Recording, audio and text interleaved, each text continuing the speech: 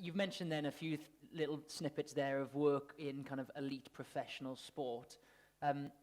You're now kind of doing a fair bit in that as well, on a kind of staffing level and a leadership level. Just give us an insight into it. What's it like? What kind of work goes on in trying to get the gospel out to elite, high-level performance athletes? Well, I know football the best. It crosses a range of sports, so it's probably easier for me to stay inside the world that I know.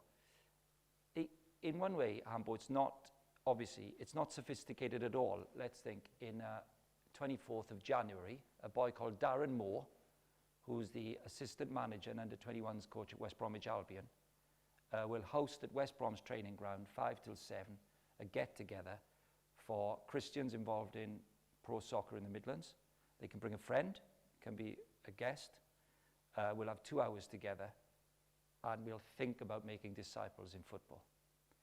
But Darren Moore, who's now probably early 40s maybe, became a Christian like it works, like it's worked for 2,000 years, so it worked like this.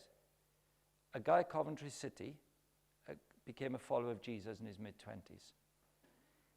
He moved to another team, and he met Wayne Jacobs. Wayne Jacobs became a follower of Jesus.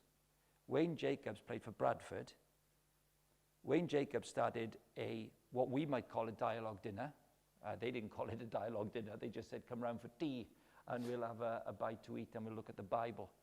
He invited his 2 teammates who he travelled to Bradford City with from Rotherham to come. One was Andy O'Brien, who went on to play for Newcastle. One was Darren Moore.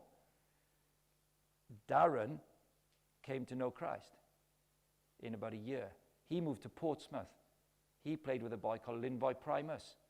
Linvoy Primus came to know Christ. Linvoy Primus was in a prayer meeting at Plymouth towards the end of his career, where there were 8 players in a prayer meeting before a game. Now that's exceptional. I mean, that's the biggest I've ever known of. But professional football is just people who live in a culture, who know Christ, who pray, play, say, and when their friends come to Christ, they train them to talk about Christ to somebody else.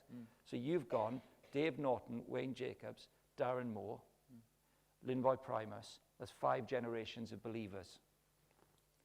That's how it works. It just works like that. We'll do it tonight. It's not spectacular.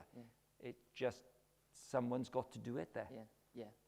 And it's so encouraging to hear that, because I think sometimes we can fall into the trap of thinking it's a completely different world.